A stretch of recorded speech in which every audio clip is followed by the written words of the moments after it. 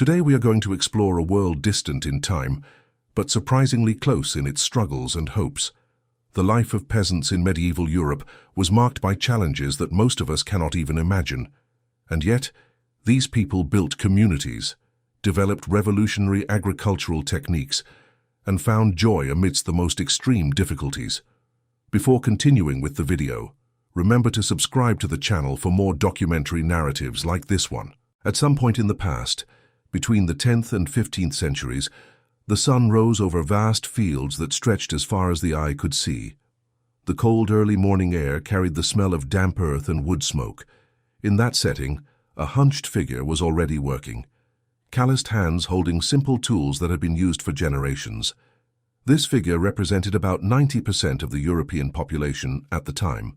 They were the peasants, the silent pillars of an entire civilization that we know today, through imposing castles and stories of knights, but which was actually sustained by the sweat and sacrifice of these common people.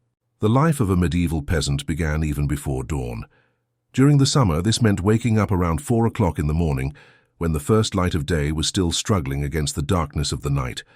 In winter, the awakening happened a bit later, around 7 o'clock, but this did not represent any real relief, as the intense cold transformed every morning into a challenge of survival. There were no alarm clocks, only the natural rhythm of the sun and the crowing of roosters that dictated the start of another day of hard work. The first task of the day usually involved caring for the animals. Peasants who owned cattle, pigs, or chickens needed to feed them and check on their well-being even before thinking about their own morning meal. These animals represented invaluable wealth for a peasant family. An ox, for example, was essential for the work of ploughing the land, and its loss could mean the complete ruin of a family. Records from the time show cases where the death of a single working animal led entire families to misery, unable to cultivate their lands without the strength necessary to move the heavy plough through the compact soil. The agricultural calendar dictated absolutely all the activities of the year. Spring brought with it the urgency of planting. The fields needed to be ploughed, a task that required brute strength and superhuman endurance. The medieval plough was a heavy tool, usually made of wood with an iron blade, which needed to be guided while 2 oxen pulled it through the earth. Archaeological studies indicate that up to 8 oxen were needed to plough an acre of heavy soil in a single day. The peasant walked behind, using all his strength to keep the plough at the correct depth, each step sinking into the newly turned earth. After planting, summer came with its own relentless demands. From sunrise to sunset, the peasants worked in the fields, pulling weeds that threatened to suffocate the crops. There were no herbicides or chemical products to facilitate this task. Each invasive plant had to be removed manually one by one, in a repetitive job that caused back and knee pains that would remain for the rest of their lives. Analyses of medieval skeletons revealed that most peasants developed severe arthritis as early as their 30s, a direct result of this incessant physical labor that began in childhood and only ended with death. The battle against pests was another constant challenge. Without modern pesticides, peasants had to develop creative methods to protect their harvests. A common practice was to hire village children to run through the fields, making noise and scaring away birds that tried to devour the newly planted grains. It was a kind of medieval summer job, where young people spent hours screaming and waving cloths to frighten away crows and other hungry birds. The success or failure of these rudimentary techniques could mean the difference between plenty and hunger in the following winter. When autumn arrived, the true race against time began.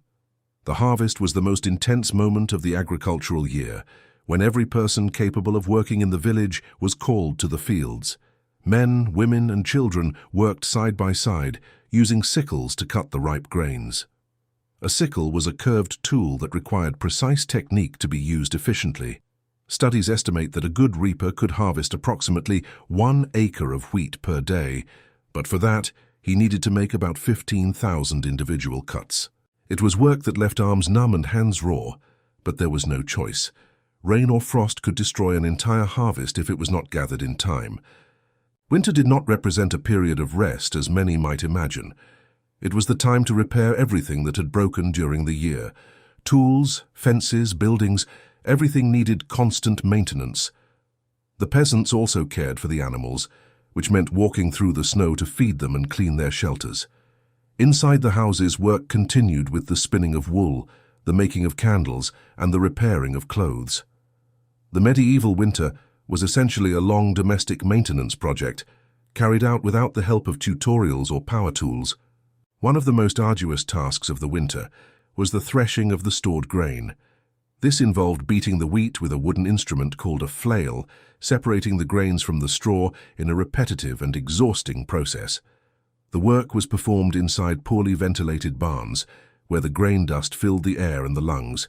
It was like participating in an endless drum circle, but without any music or fun, just the monotonous sound of wood hitting against the wheat, hour after hour. Curiously, despite all this work, medieval peasants had more days off than many modern workers. The church imposed numerous holy days on which work was prohibited. Some historians estimate that peasants had about 150 days of rest per year. The medieval work system was deeply communal. Everyone contributed during the most intense periods, and there was a complex network of mutual aid among neighbors. If a peasant's ox died, his neighbors would lend theirs, knowing they would receive the same help when they needed it. It was a primitive version of social security, based on trust and mutual necessity. Medieval peasants were pioneers in many agricultural techniques that are still used today. They developed the crop rotation system long before scientists could explain why it worked. They planted wheat one year, barley the next, and left the field fallow in the third year, allowing the land to recover. They were scientific farmers avant la lettre, experimenting and observing the results without laboratories or sophisticated equipment. After an entire day of grueling work, one would expect these workers to be entitled to a substantial and comforting meal. The reality, however, was quite different. The diet of the medieval peasant was limited and repetitive, centered on a few basic foods that had to sustain bodies subjected to constant physical effort. Bread was the central element of practically every meal. It is estimated that an adult peasant consumed between 1 and 1.5 kilograms of bread per day. But this was not the soft and refined bread we know today. Medieval bread was made with grains ground on stones, a process that inevitably incorporated small fragments of sand and gravel into the flour. Over the years, this abrasive material wore down the peasant's teeth in a progressive and painful way. Dental analyses of medieval skeletons reveal extreme wear with teeth worn down to the root in individuals who were still relatively young. It was a silent and inevitable consequence of their basic diet. The most common drink was not water, but something called small beer. It was a low-alcohol beverage that everyone consumed, including children. The reason for this was simple and pragmatic. The water was frequently contaminated and dangerous to drink. The beer-making process, with its boiling and fermentation, made the drink safer than the available water. It was an irony of history that, in medieval times, beer was literally healthier than water. The most common dish on peasant tables was pottage, a kind of thick stew made with peas, beans, and whatever vegetables were available. It was essentially a mixture of everything that could be found, cooked in a cauldron that stayed constantly over the fire. The pottage was so thick that a spoon could stand upright in the center of the bowl. Peasants consumed this same pot of stew for days, sometimes weeks, adding new ingredients as they appeared. It was like the most prolonged leftovers situation imaginable. Food preservation was an essential art for survival. A bad harvest could mean hunger and death, so peasants developed sophisticated techniques to keep food edible for as long as possible. They smoked, salted, and fermented practically everything they could. Cabbage was turned into sauerkraut, which could last all winter. Peas and beans were dried until they were hard as stones. Archaeologists have found legumes preserved this way that could still be identified centuries later. When they managed to get meat, the peasants used absolutely everything from the animal, from the snout to the tail. There was even a popular saying that everything from the pig was used, except for the squeal. During famines, which occurred approximately once every generation, the situation became truly desperate. Historical records document people eating tree bark, clay, and even leather shoes. The Great Famine of 1315 to 1317 produced accounts of people stealing raw bread dough from bakeries because they could not wait for it to bake. Researchers estimate that during severe famines, up to 15% of the population could die of starvation. These were not just statistics, but real people making impossible choices about who in the family would receive the little food available. The average peasant house was about 40 square meters. This is smaller than most two-car garages today, and in this space lived the entire family, often together with their chickens and other small animals. It was a primitive version of a petting zoo, but without the option to close the door and have a moment of peace. The construction of these houses was ingenious within its limitations. Most were built using a technique called wattle and daub, pau a peak. It consisted of a structure of interwoven branches, like a giant basket, covered by a mixture of mud, straw, and animal manure. When it dried, this mixture became surprisingly resistant. Modern archaeological experiments have demonstrated that these walls could last up to 50 years if properly maintained. And the best part was that if a wall began to deteriorate, you just had to apply more of the mixture. It was like a medieval repair putty. About 90% of peasant houses had packed earth floors. To make them more comfortable, the residents spread fresh rushes on the floor and added herbs to improve the smell. These rushes stayed there for months, accumulating food scraps, dirt, and who knows what else. When they became too much, a new layer was simply added on top. It was like having a compost pile right in the middle of the living room. Some archaeologists have found layers of medieval house floors up to 15 centimeters deep, each layer telling its own story about what the family ate and how they lived. The roof was typically made of straw, reaching up to 60 centimeters thick. It was reasonably efficient at keeping the rain out, but it was also the favorite home of rats, mice, and insects. Medieval peasants basically had an entire ecosystem living above their heads. The smoke from the fire had to find its way through the straw.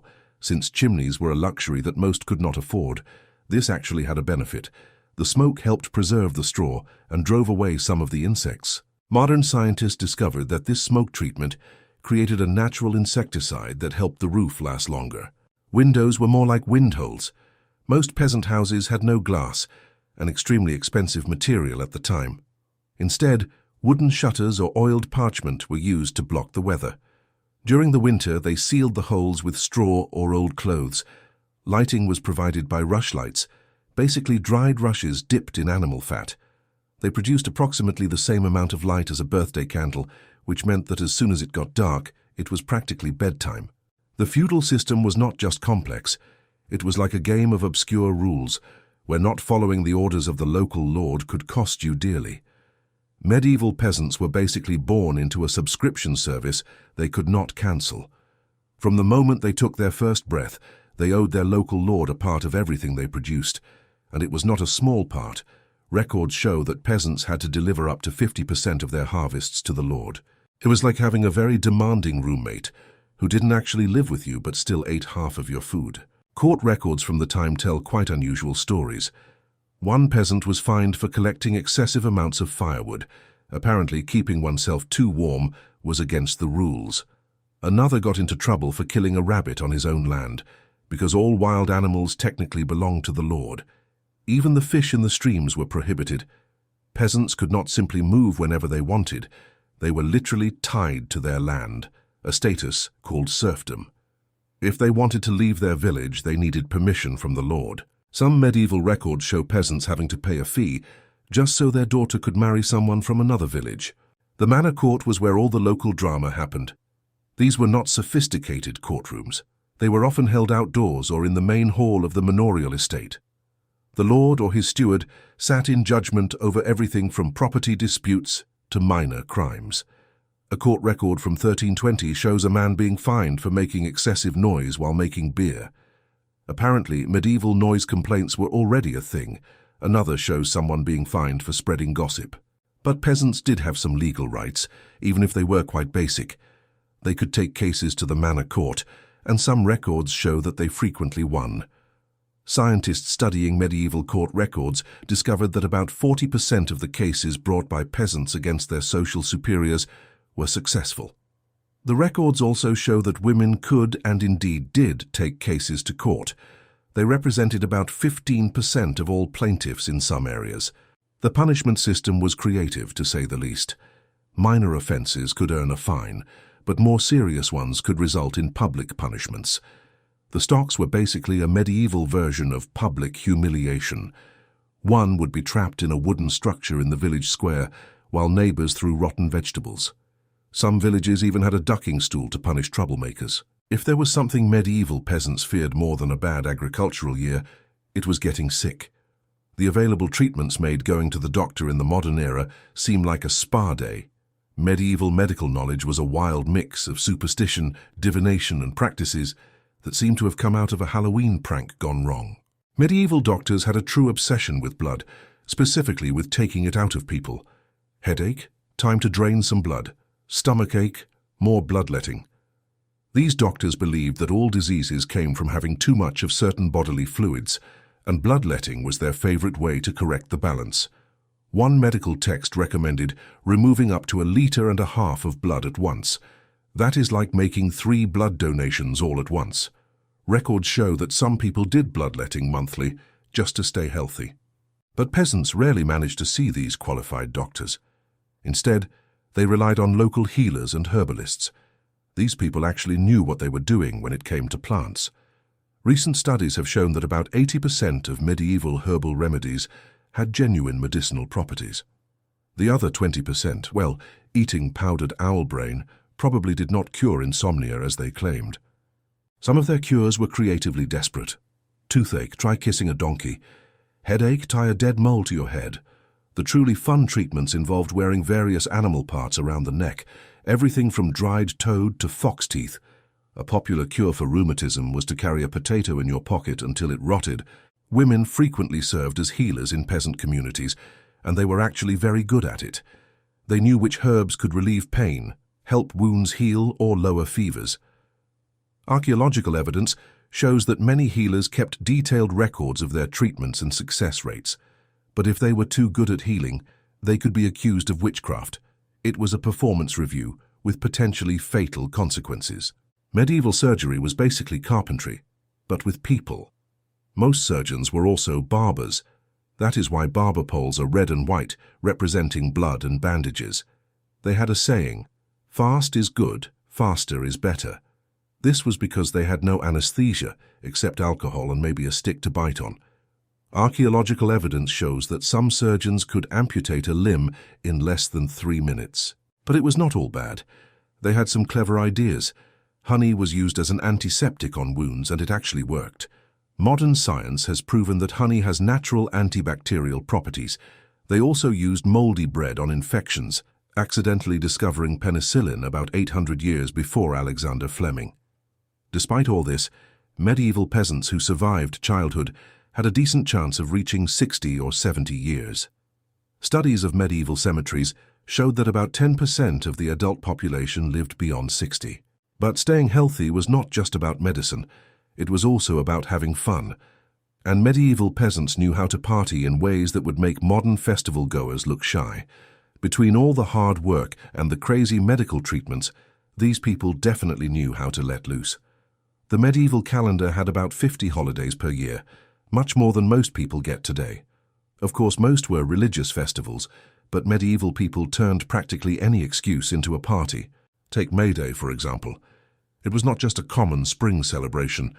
It was like a music festival, a carnival, and a village-wide dating app all in one.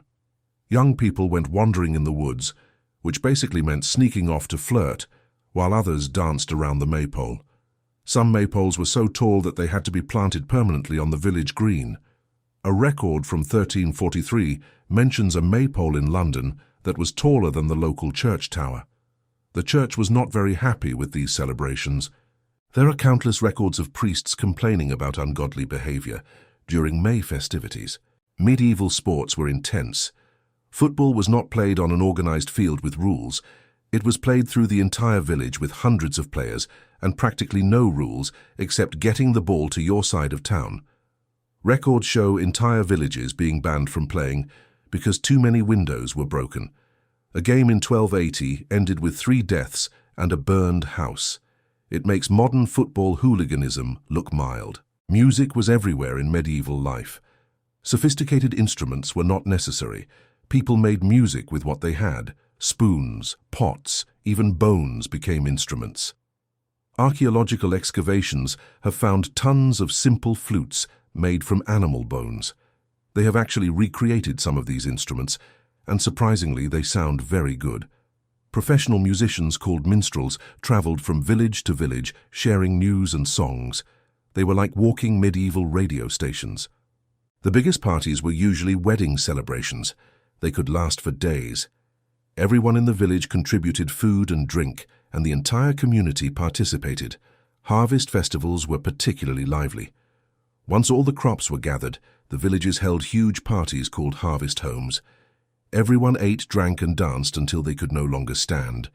Records from one manor show that they consumed 400 liters of beer in a single harvest celebration. The medieval world of dating and marriage was completely different from ours. The average age for marriage was about 20 to 22 years for women and 24 to 26 for men. At the time, a person was considered a spinster if she was not married by 25. Dating was not exactly casual in medieval times. Young people usually met at church, at festivals, at village dances, or while working in the fields. Marriage was serious business, and parents were usually involved in arranging matches. They were not just thinking about love, they were thinking about land, skills, and whether their future in-laws had a good plough horse. A court record from 1319 shows a father refusing to let his daughter marry because the groom's family had inferior chickens. Archaeological evidence shows that marriage negotiations often involved the exchange of gifts. Researchers have found engagement rings made of braided straw and carved wood. Medieval couples did not need a priest or witnesses to get married. They only had to exchange promises. I take you as my wife, and I take you as my husband. And that was it. They were married.